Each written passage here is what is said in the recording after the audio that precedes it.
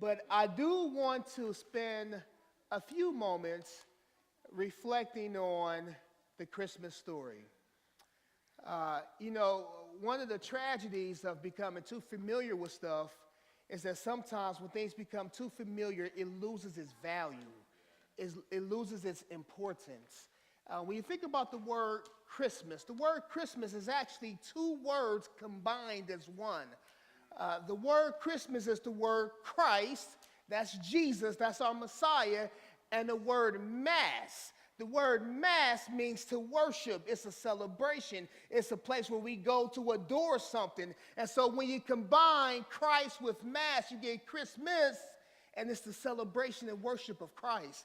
Christmas has become so commercialized that we forgot that. But Christmas is all about the worship of Christ. You ask, where do we find that at in the Bible? Well, when you go to the Gospel of Matthew, this is the same story I shared with my kids this morning. The Gospel of Matthew shows us one of the first Christmas. And so I want to read the story in Matthew chapter 1, the account of the first Christmas. There's two groups of people that's looking for Jesus, but both groups have different motives. And I want to challenge you this morning with the question of, why are you coming to Jesus? I want you to wrestle this morning. Why are you coming to Jesus? It's good to see people in the house of the Lord on this Christmas morning. It's good to see us gathering together to celebrate Jesus. How many of you young people got up early this morning? Couldn't go to sleep last night, right? Couldn't wait to get up to unravel some packages, right? Yeah, I see your hand, right? Couldn't wait to get up. But why do we come to church?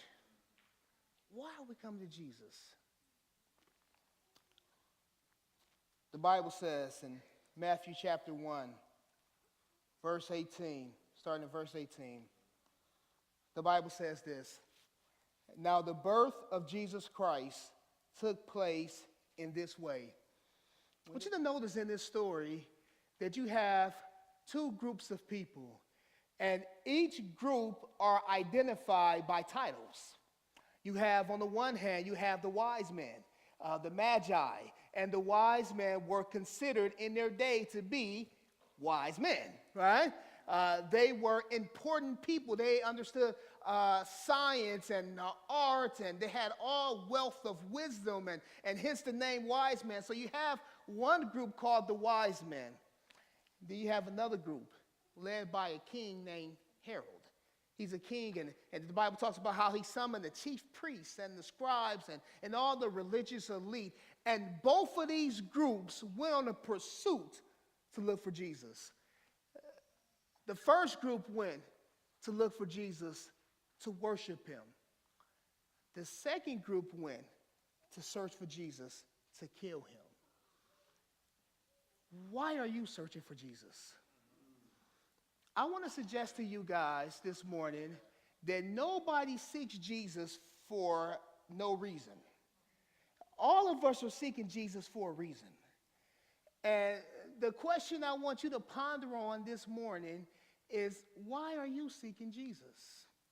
It's interesting because this morning as we gathered together and we went over this story and I was talking to my kids about it, and God blessed their hearts, and I know that they were into the story and they were excited about what we were reading and they were into it, but I knew deep down inside,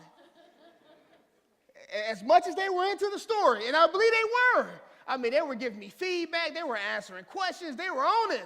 As much as they were into the story, it was like, okay, we're going to wrap this up so we get to the gifts.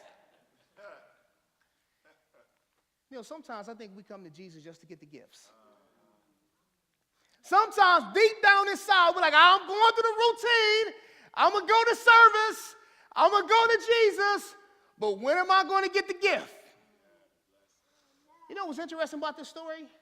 Is that although they were the wise men, and anytime the wise men went places, more than likely they probably received gifts because they were wise men. It's just like if somebody of nobility came around you, you would probably give them something to recognize their nobility. What's interesting about this story is that when the wise man came to Jesus, they didn't come expecting gifts. They came giving gifts. I want to suggest to you, if you're seeking Jesus for gifts, then you're dumb. If you want to be wise, be like the wise man and come bring gifts to Jesus. All right, I don't mean to call anybody dumb, all right? But it is a dumb thing to seek Jesus to give gifts, to receive gifts. When you're with the King of Kings, you come to bring gifts. But you know the blessing of Jesus is that when we come to give gifts, he always gives us gifts in return. Amen. But it's about the motivation. Are you seeking Jesus for gifts? I hope not, because I hope you come to bless him and give a gift. You got that group. Then you got the group, the religious elite, that really don't like Jesus. And the reason why is because Jesus steals all their shine. The reason why Herod didn't want Jesus is because he's supposed to be the king. And so I can't let Jesus be the king because I'm the king. And so we got to stuff him out because he's going to steal my thunder.